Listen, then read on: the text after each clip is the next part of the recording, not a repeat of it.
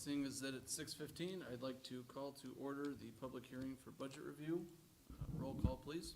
Barrett, Here. Present. White, Vidal, Here. Gangler, Present. Sittig, Here. Pritchard, Here. Student Representative McMurtry, Casanas, Here. Vidal.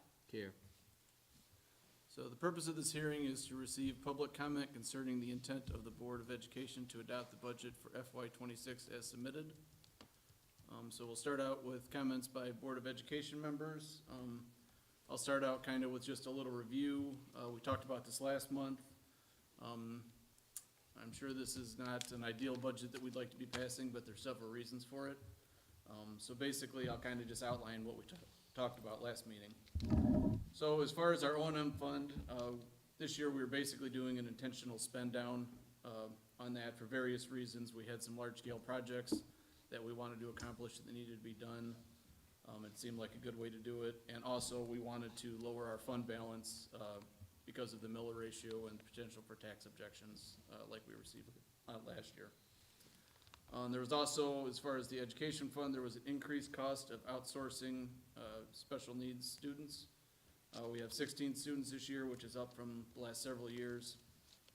We're looking at other options to alleviate this problem, but there's nothing that we can do here in the short term for this year. Our insurance costs also increased, I think 28% on our property and casualty and workers' comp insurance. Basically similar to what you're seeing in your households. Everything's just more expensive and makes it hard to budget.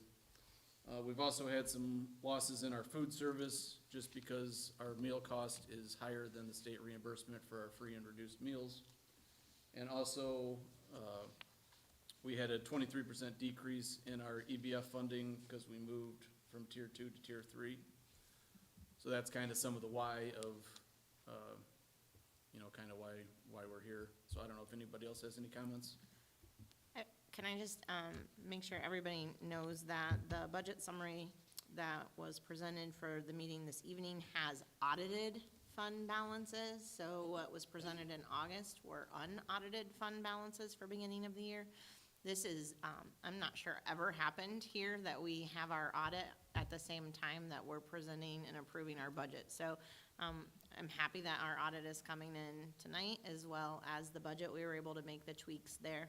One thing I want to point out is this is a very common thing, but again, because we normally do our audit after the budget is approved, we wouldn't see it.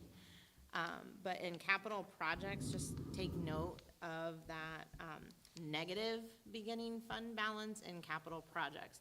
And this is simply a journal entry and a transfer of funds from one account to the next, which we're going to talk about in our regular meeting. But what happens here is that each year the finances are audited. The auditor makes some journal entry recommendations that happen to really balance our books out. So our FY24 audit, we did not receive journal entries to complete, but there should have been some. And so that has resulted in just this negative fund balance, which is fine.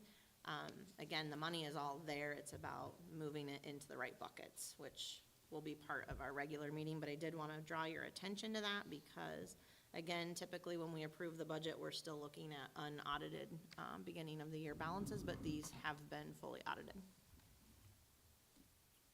Are there any other comments by any other board members?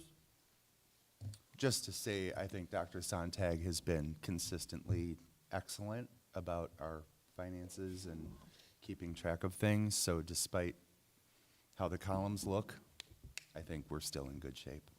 Thank you for that. Yeah, I would agree, Jack. Yeah. Thank you. I want to second that. And I think that as a whole, we've, been pretty diligent about making sure that we're on top of how we're spending money. And Yeah. I think Dr. Sontag has been very communicative about, it's especially, she's always been very good about budget issues.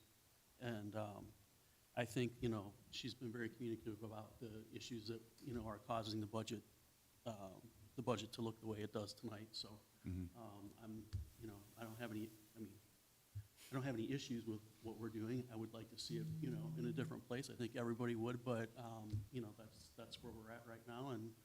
and I want to say thanks for, you know, keeping us informed about what's been going on, so Sure. appreciate it. Of course. It's a tough conversation to have. All right, anyone else? All right, were there any written comments by the public? I received none. Okay, and there's no oral comments from the public. So with that, can I have a motion to close the public hearing? So moved. Second. All in favor? Aye. Aye.